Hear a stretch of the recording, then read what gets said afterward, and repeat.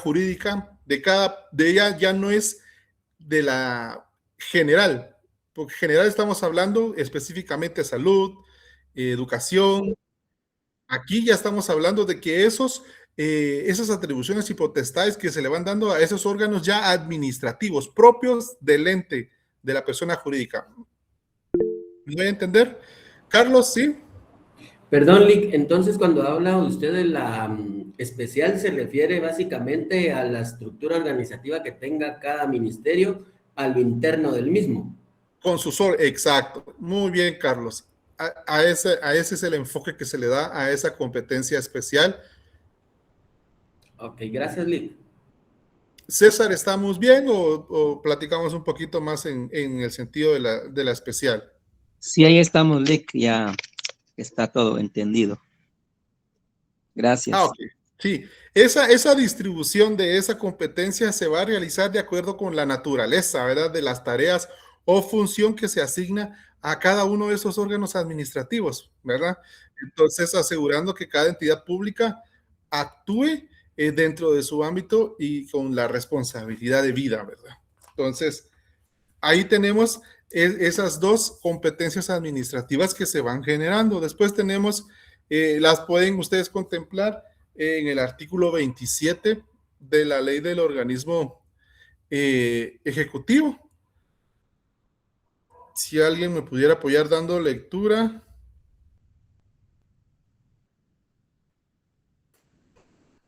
Si no, aquí lo tengo yo. Artículo 27, atribuciones generales de los ministros.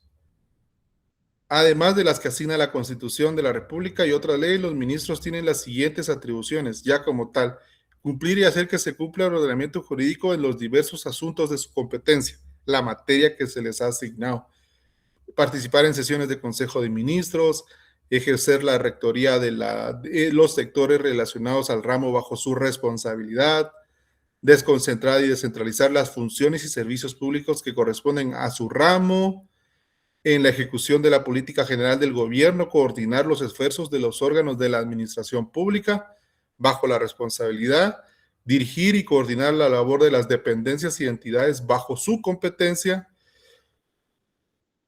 gestionar la asignación presupuestaria; participar bajo la coordinación de la entidad rectora; velar por el registro de los bienes de la dependencia; suscribir acuerdos gubernativos, decretos emitidos por el presidente. Esas son: preparar y presentar al presidente los proyectos de ley. Cuando así se considere, los ministros de Estado elaboran y propondrán al presidente de la República para aprobación un proyecto de modificación al reglamento orgánico de cada una de sus dependencias; dictar acuerdos, resoluciones, circulares y otras disposiciones relacionadas con el despacho de los asuntos de su ramo; presentar anualmente al Congreso de la República, de entre los primeros 10 días del mes de febrero de cada año, la memoria de las actividades a su ramo. Miren, interesante, en los primeros 10 días del mes de febrero deben de presentar todos los ministros esa memoria de actividades; resolver sobre los informes de que los gobernadores departamentales presenten al presidente de la República sobre las anomalías o deficiencias en el desempeño de las labores correspondientes al ramo de los departamentos; tomar medidas que correspondan según la ley en casos de faltas, incumplimiento de deberes u otras infracciones análogas; resolver los recursos de revocatoria y reposición que se presenten por acuerdos y resoluciones de la administración a su cargo; y celebrar y suscribir en el nombre del Estado los contratos administrativos relativos a los negocios que se relacionen con su ramo. Tenemos la especial del artículo 29 al 40. Ahí ustedes lo ven, ya están hablando en especial, en específico, sobre cada uno de los ministerios de Agricultura, Ganadería, formular, ejecutar, proponer y velar, definir en conjunto, y así se van esas especiales, ¿verdad? Ministerios, ya los va detallando en específico para poder tener toda esa competencia en especial. Tenemos también la jerarquía administrativa dentro de los ministerios de Estado, que está en el artículo 21. Esa jerarquía administrativa, le vamos a dar lectura al artículo 21. indica que los ministros de Estado tienen el mismo nivel jerárquico y gozan de iguales prerrogativas e inmunidades.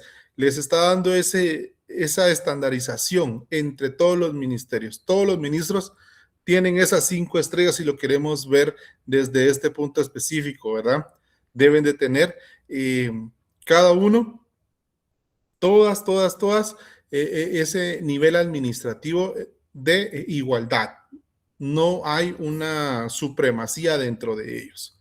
Luego tenemos la actuación ministerial, que está en el artículo 22, el cual nos indica que los ministros tienen autoridad y competencia en toda la República para los asuntos propios de su ramo y son responsables de sus actos de conformidad con la Constitución Política de la República de Guatemala y las leyes. Los ministros se reputarán como en falta temporal cuando se encuentren fuera del territorio de la República o imposibilitados por enfermedad u otra incapacidad. Para el ejercicio de sus funciones, en caso de ausencia, lo sustituirá el viceministro con mayor antigüedad en el cargo o en su defecto por el viceministro con la segunda mayor antigüedad. Así es la forma de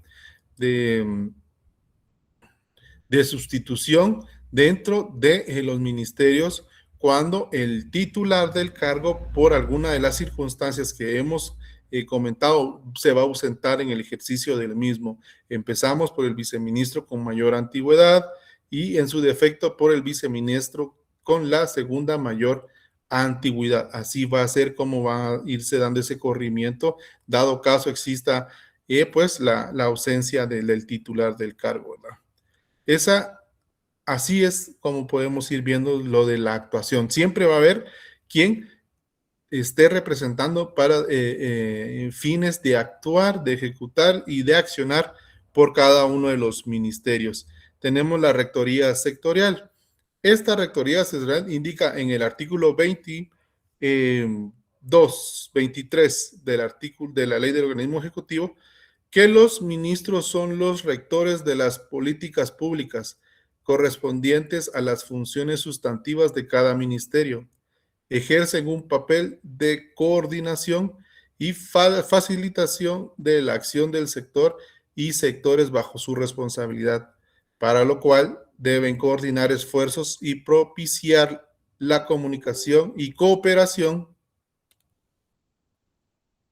entre las diferentes instituciones públicas y privadas que correspondan. Todas las instituciones públicas que tengan funciones relacionadas con él o los ramos de cada ministerio forman parte del sector y los sectores correspondientes y están obligadas a coordinar con el rector sectorial. Esa es la facultad que le tienen a los ministros como rectores, como dirigentes, como cabeza, como principal guía en las políticas públicas correspondientes a esas funciones de cada ministerio, ¿ya? ¿Cómo van a abordar? Ellos se les delega esa investidura de rector para poder ir teniendo un manejo más adecuado sobre las diferentes actuaciones que van a desarrollarse y no tener un descontrol de que yo opino, yo digo, se tiene que hacer así, a la hora de que los sectores, ¿verdad? Se reúnan para poder establecer sobre mecanismos, políticas o técnicas a utilizar en el desarrollo de la subsanación de alguna deficiencia, de algún servicio que hay que prestar, ¿verdad? Entonces, el ministro es el que lleva la batuta en dirigir estas funciones.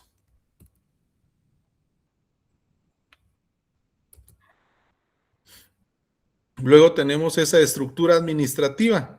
En el artículo 24 nos regula sobre que los ministerios de Estado podrán estructurarse para el despacho de sus asuntos como les compete de las siguientes unidades administrativas. Tienen funciones sustantivas que estas estarán a cargo. Tenemos despacho ministerial, tenemos direcciones generales, departamentos y las funciones administrativas estarán a cargo ya de un administrador general, que es la autoridad superior en materia administrativa y depende directamente del ministro. Aquí vamos viendo esa estructura jerárquica que se va dando dentro de la organización de cada ministerio para tener esa delegación, esa desconcentración de funciones que les va a poder permitir desarrollarse como tal. Vamos contemplando acá que la misma norma nos establece esas funciones para poder ir desarrollando. Empezamos con ese despacho ministerial, que cuando va a ser por el ministro y los viceministros en reunión, ahí va a haber despacho para poder entrar a conocer asuntos específicos que son puestos en la competencia del ministro y que poder tomar las decisiones pertinentes, ¿verdad? De conformidad con las solicitudes o gestiones que se les han planteado. Direcciones generales, como les digo, pueden tener dirección general de recursos humanos, pueden tener una dirección general de finanzas, una dirección general de informática, según la estructura organizacional de cada ministerio. Y también departamentos de asesoría jurídica, departamento no puede ser una coordinación, puede ser departamento de compras, departamento de bienestar laboral, un departamento de comunicación, un departamento y cada uno de ellos con sus áreas específicas, pues, ¿verdad? Se puede ir agrandando la distribución administrativa de esas funciones específicas o atribuciones asignadas, ¿sí? Créditos y cobros, sí, Roxana, muy bien. Departamentos que van a servir para el desarrollo de las funciones. Luego tenemos funciones administrativas y las estarán a cargo de ese administrador general o gerente general que va a ser esa autoridad administrativa, que es la que tiene que estar viendo como contrataciones y necesidades que el ministro como tal pues no puede estar compareciendo en ese tipo de asuntos, ¿verdad? Ustedes como que para la contratación de la telefonía, para la contratación de todo lo administrativo, ¿verdad? Que depende directamente de ese desarrollo de actividades, pero el ministro va a estar sobre el administrador general, gerente general, como se quiera dar la figura, pero se contempla la creación de como tal. Y esos a los administradores específicos ya nos van dando esa luz, ¿verdad? Que hemos venido manejando para atender, pues, asuntos claves, directos, ¿verdad? No se va a dar una situación en que no tenga que intervenir, por decirles, un asistente o un técnico, sino que ya se tienen administradores específicos controlados por el administrador general para atender asuntos propios del desarrollo de actividades del ministerio. Y también tenemos las funciones de apoyo técnico, asesoría jurídica, el planeamiento, estrategias, planificación, riesgos, todos esos elementos que dentro de la administración son necesarios y vitales para ir detectando y realizando pasos o actividades o acciones con una debida coordinación, planificación y ejecución, ¿sí?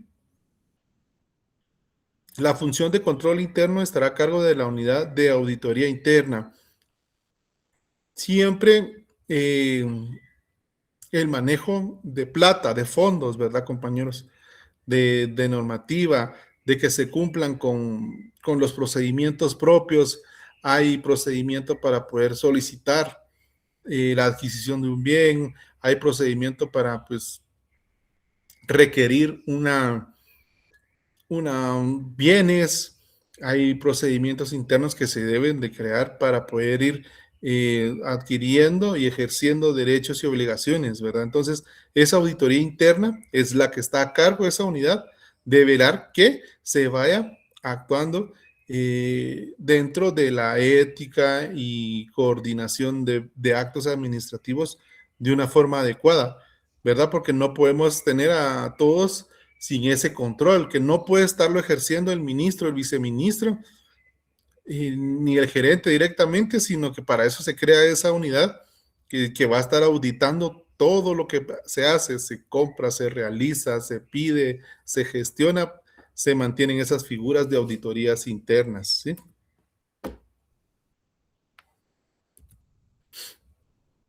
También hay unidades especiales de ejecución, artículo 25 de la ley, ¿verdad? Estas unidades especiales de ejecución, el artículo 25 de la ley del organismo ejecutivo nos indica que por medio de acuerdo ministerial, los ministros podrán crear y suprimir unidades especiales de ejecución, las cuales les estarán adscritas y corresponderán ante su autoridad. En el acuerdo de creación se establecerán los recursos materiales, humanos y financieros de los cuales dispondrán para el descargo de sus funciones. Las unidades especiales de ejecución podrán llevar a cabo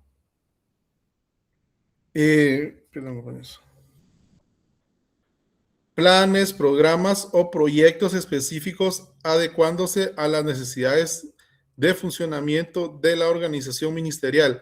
Serán dependencias de carácter temporal cuya duración se establecerá en el acuerdo de creación y se circunscribirán al periodo de tiempo que tome la ejecución de los planes, programas o proyectos para los que fueron creadas. Esas unidades especiales son para ellos, ¿sí? Para atender un asunto en específico y se le va a dar la normativa, la vigencia, cuánto va a durar, de dónde, cuánto va a disponer, porque se necesita contemplar y sabemos que todo en la sujeción al actuar legal de los funcionarios públicos debe estar contemplada en la normativa que, para poderles facultar a actuar como tal. Se crearán por acuerdo ministerial, lo hemos leído acá. Los viceministros tienen jerarquía inmediata inferior a la del ministro para el despacho y dirección de los negocios de su ramo. Sustituirán al ministro en caso de falta temporal en la forma que establece la ley del organismo ejecutivo, que ya hemos visto cómo se sustituyen los ministros por los viceministros. ¿Alguien se recuerda lo que acabamos de hablar?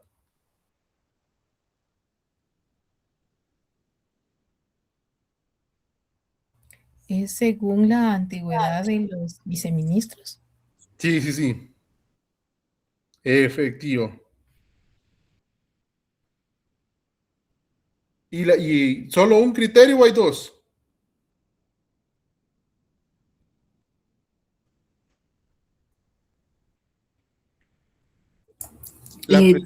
Son dos criterios. La primera es que el viceministro con mayor antigüedad, y si él está ausente, el siguiente viceministro con segunda mayor antigüedad. Ajá, con segunda mayor antigüedad. Muy bien, gracias compañeros por la participación. Solo les voy a pedir un momentito. Disculpen que recibí una llamada. Disculpen ustedes.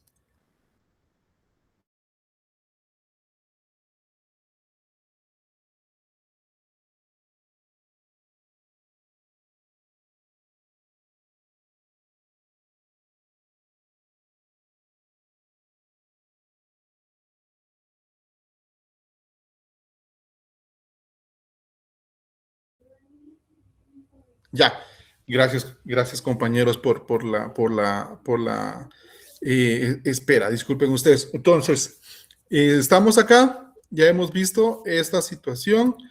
Vamos a avanzar. Acá. Las funciones administrativas, tenemos artículo 28 de la ley del organismo ejecutivo.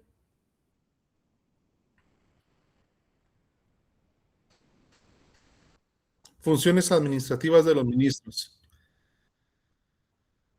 Si ustedes lo pueden ver aquí, tenemos esa administración general que ya hemos visto que se necesita la misma para poder tener esa plena, abarcar en totalidad desde su competencia hasta la especial y especificando ya directamente dentro de la administración por desconcentración se va trasladando para poder ir dando esos pasos de una forma coordinada y estandarizada a efecto de cumplir el objetivo que se trace cada uno de los ministros. Comunicación social, si lo ven ustedes, es importante. ¿Por qué? Porque se debe de transmitir se debe de tener esos medios y esos vínculos para mantener tanto con los medios como con la población, una comunicación, un conocimiento de las necesidades y de los avances también de las acciones realizadas por cada uno de los organismos. ¿Me entienden? Se va dando esa función administrativa que nos indica que cada ministerio deben reunirse todas las unidades de gestión administrativa de la administración general. Esta administración velará por el funcionamiento, administración general, comunicación social, secretaría, administración financiera, recursos humanos, contrataciones y adquisiciones, servicios generales. La administración general depende jerárquicamente del ministro. Estas son como que las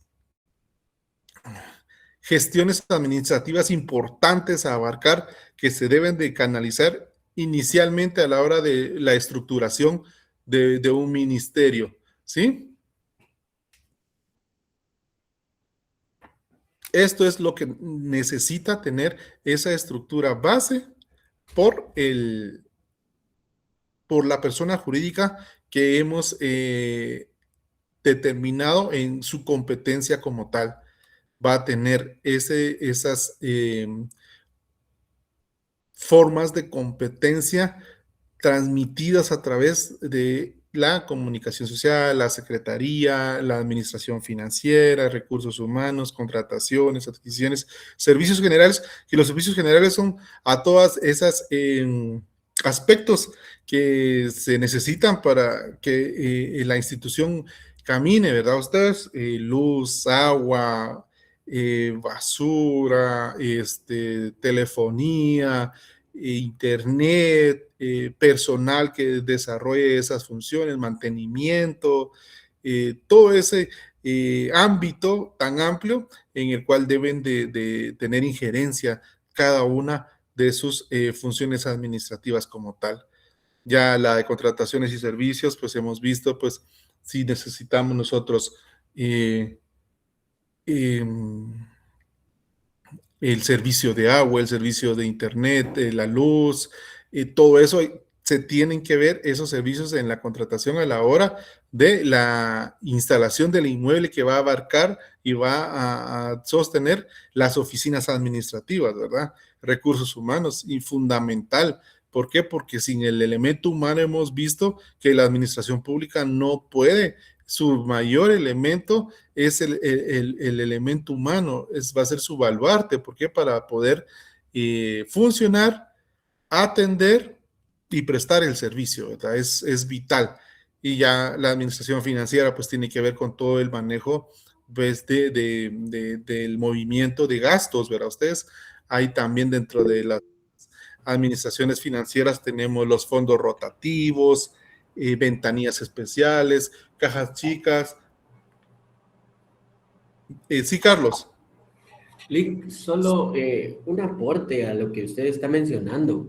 Gracias. De hecho, cuando emite el Ministerio de Finanzas Públicas las normas de formulación presupuestaria, ¿sí? Allí se establece que lo primero que se tiene que financiar presupuestariamente hablando es los sueldos, es decir, el grupo cero del personal, los arrendamientos y los servicios básicos, es decir, lo que usted menciona, luz, agua, teléfono, internet. ¿Por qué razón esto? Porque sin ninguna de estas cosas, obviamente que un ministerio o sus unidades ejecutoras no van a funcionar. Entonces, priorizan presupuestariamente las asignaciones para este tipo de gastos que van a hacer durante X ejercicio fiscal. Gracias, Lick. Gracias, Carlos. Sí, es el famoso plan presupuesto, ¿verdad, Carlos? Tienen que ir justificándose primero, resguardar la funcionalidad del ente, ¿verdad? Gracias, Carlos. Y compañeros, muy valiosa la aportación de Carlos acá, porque sí, ya cuando estamos pues dentro de la institución nos vamos dando cuenta de ello. Hay los departamentos específicos deben de tener, hay una área, un departamento de presupuesto, en el cual se desprende y ellos deben de estar contemplando todos estos aspectos de grupo 0, grupo 100, 200 y 300 que existe en esa planificación anual de cuando ustedes estén dentro de las entidades públicas, se van a dar cuenta que es muy, muy importante. Se tienen tiempos, se tienen plazos, se deben de cumplir. Todas las dependencias deben de tener su plan operativo anual, sus acciones, deben estar reportando el cumplimiento de las metas. O sea, no es solo, y créanme que ahora el sistema administrativo de nuestro país no está desde ese aspecto tan dejado así que mire cómo pide el dinero y cómo lo gasta. Pues no, existe ese plan presupuesto, debe ir ajustado. ¿Qué va a hacer cada uno de los ministerios o personas jurídicas establecidas para accionar en cada uno de los aspectos de su competencia? O sea, está muy, muy, muy determinado ahora la intervención, ¿verdad?, de los entes fiscalizadores para tener ese control, establecer cuánto cuesta el servicio determinado que preste cada entidad del Estado. Créanme que es muy, muy, muy, muy, muy interesante, es muy, muy, muy tenido en el ojo del huracán cada uno de esos gastos que se realicen por las instituciones públicas. Entonces, gracias, Carlos, muy agradecido. Vamos a avanzar acá.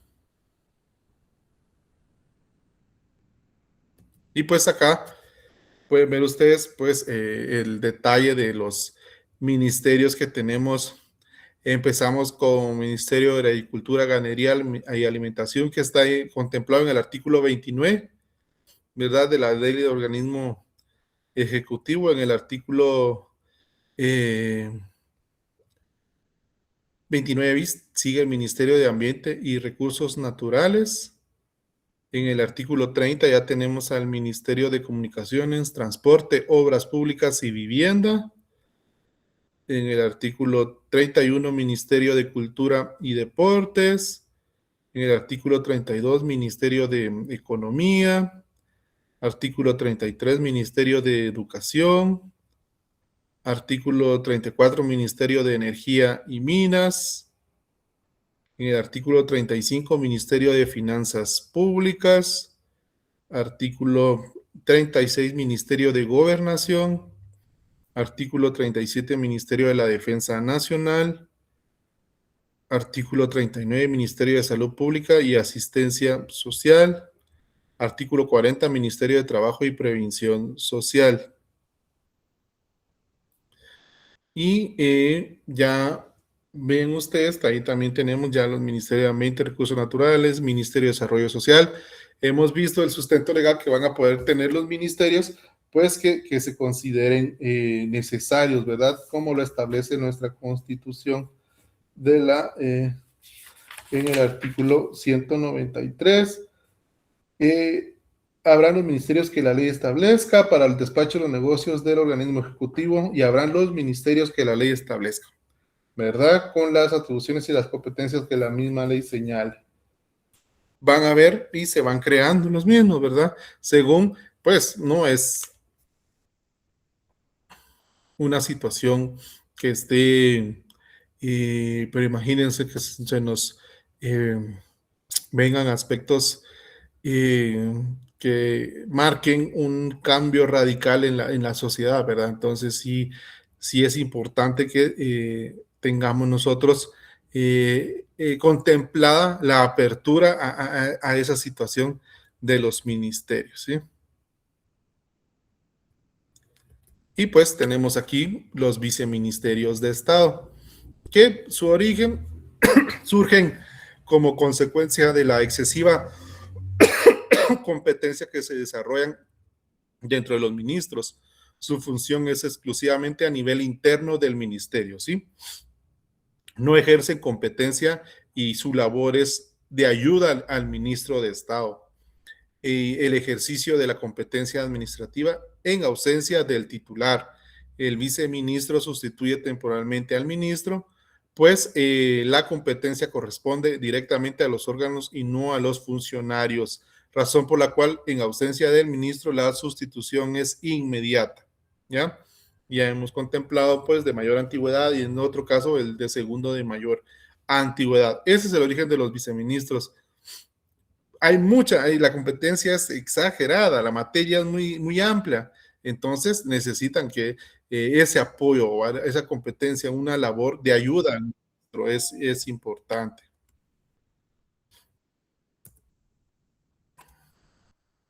La regulación legal son órganos unipersonales. Los viceministerios son órganos personales. ¿Por qué? Pues porque se encuentran a cargo de una sola persona. Sus funciones son internas. Dentro de cada uno de los ministerios, pues son los encargados del régimen interno del ministerio y sus atribuciones no van más allá de la esfera interna del mismo. Son para ello, para ayuda, soporte, asistencia al ministro. Los viceministros se encuentran regulados fundamentalmente en la Constitución Política de la República, en los artículos 200 y 201. Tenemos aquí nuestra Constitución. Viceministros de Estado, artículo 200. En cada ministerio de Estado habrá un viceministro. Para ser viceministro se requiere las mismas calidades que para ser ministro. Para la creación de plazas adicionales de viceministros será necesaria la opinión favorable del Consejo de Ministros. Y sabemos que el Consejo de Ministros es presidente reunido con los demás ministros. Ahí se va a someter la solicitud de crear más plazas adicionales de viceministros. La responsabilidad de los ministros y viceministros, artículo 201 de nuestra Constitución. Los ministros y viceministros de Estado son responsables de sus actos, de acuerdo con lo que prescribe el artículo 191 de esta Constitución y lo que determina la ley de responsabilidad. Ahí tenemos esa regulación legal de la figura de viceministro. Viceministerios de Estado, funciones, artículo 7 de la ley del organismo ejecutivo. Se desprenden 3 funciones fundamentales. La suplencia del ministro, ¿verdad? Que ya hemos visto que es inmediata. Es fundamental esa función del viceministro, la suplencia. Auxiliar al titular, para eso están, la figura es para ello, para auxiliar por la extensa carga de competencia de la materia, para eso están los viceministros y encargados del régimen interior del ministerio. ¿Cómo van contemplándose? Si hemos visto que administrativamente es el administrador general el que se va a encargar de esa administración pública, pero del régimen interior están encargados los viceministros.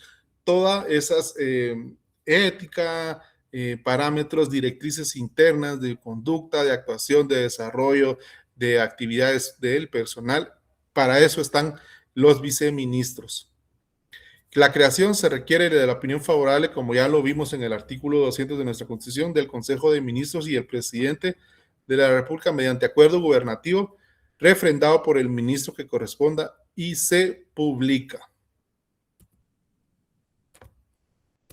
Las direcciones generales, que es lo que vimos dentro de las competencias generales específicas de los ministerios, son órganos centralizados, unipersonales y técnico-administrativos, las direcciones, que dependen directamente del ministro y viceministro del primero por competencia, de eso dependen del ministro por la competencia y en relación con el viceministro por la subordinación interna, ya que ellos son los que ven todo el régimen interno de los ministerios.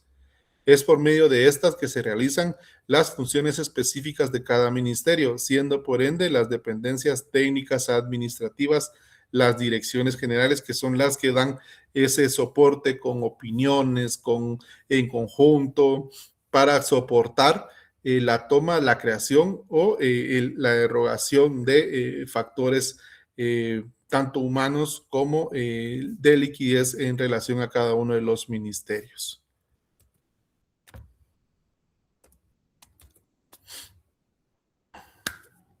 Pues hemos visto, compañeros, de mi parte, hemos abordado el tema de los ministerios, los ministros, viceministros, las competencias generales específicas, ¿verdad? El origen, el sustento, las funciones, atribuciones de cada uno de los ministerios, así como de esa distribución administrativa con las direcciones generales.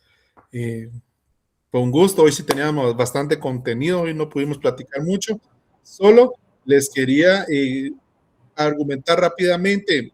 En la sección pasada, hablando los secretarios de la presidencia, me estaba viendo, entonces sacamos el tema del derecho de antejuicio y establecimos que para efectos de antejuicio los únicos que tienen derecho es el secretario general y el secretario privado de la presidencia. Los demás secretarios que sí son de una categoría legal no gozan del derecho de antejuicio, ¿sí? Por favor, les quería comentar eso. Aquí tengo el dato de la resolución, el expediente que se conoció en relación para establecer esa inconstitucionalidad en relación al derecho de antejuicio. Son los expedientes 4695-2024 y 6666-2025 tramitados en la Corte de Constitucionalidad, en la cual estableció que los únicos que por ser carácter constitucional, el secretario general y el secretario privado de la presidencia son los únicos que gozan de el derecho de antejuicio. Resolución que todavía no está firme, ¿verdad? Pero a estar pendientes, pero por lo general va a ser ratificada y confirmada porque tiene un recurso de ampliación, entonces que la tiene ahí pendiente, pero las resoluciones, sí, claro, Fernanda, las resoluciones son expedientes acumulados en la Corte de Constitucionalidad para su referencia, 4695-2024 y el 6666-2025. Por favor, para que lo tengan ustedes como antecedente, que esa es su doctrina. Ya cuando esté firme la resolución va a estar publicada en el portal de la Corte Constitucional. Pues yo quería darles un poquito más de detalles de la resolución, pero hablando en la Corte, se estableció que aún está a las órdenes, Fernanda, está sujeta a esa situación de recurso de una ampliación que le metieron. Entonces no está firme para ser ejecutada y por lo tanto no puede ser pública, ¿verdad? Todavía sí. Pero al estar, ya tenemos el antecedente para que lo anoten, por favor, ahí al margen de sus anotaciones de la sesión pasada, por favor. Así todos estamos al día con ese dato. Un gustazo haberlos saludado. Dios me los bendiga. Que tengan una... Feliz noche. Disculpe. Jorge, el examen 14 de abril, yo todavía no, por favor, comunicarse con el hijo Josué, por favor, los que tengan pendiente extemporáneo, por favor, y el segundo parcial todavía, por favor, pendientes. ¿Estamos? Lick, perdone. Carlos, sí. Solo podría poner la primera diapositiva que presentó para tomarle una fotografía.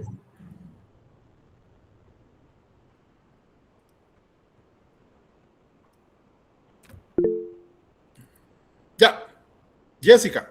Muchísimas gracias. Buenas noches, licenciado. Perdone la consulta. Usted tendrá conocimiento sobre el trabajo, porque según pues el calendario que acaban de está circulando entre los grupos, indican que el 14 tenemos examen con el licenciado, pero como él indicó, el licenciado Alexander indicó de que iba a dar las pautas para poder entregar el trabajo, pero como no nos han hecho llegar nada. Gracias, Jessica. Sí. Esa información, por favor, mañana más tardar estar pendientes de las redes de comunicación al respecto. Yo hoy nada más tengo información que en relación al extemporáneo, comunicarse con el hijo Josué, por favor. Sí, Jessica, estar atentos hoy, por favor, compañeros. Gracias, licenciado. Va, un gusto.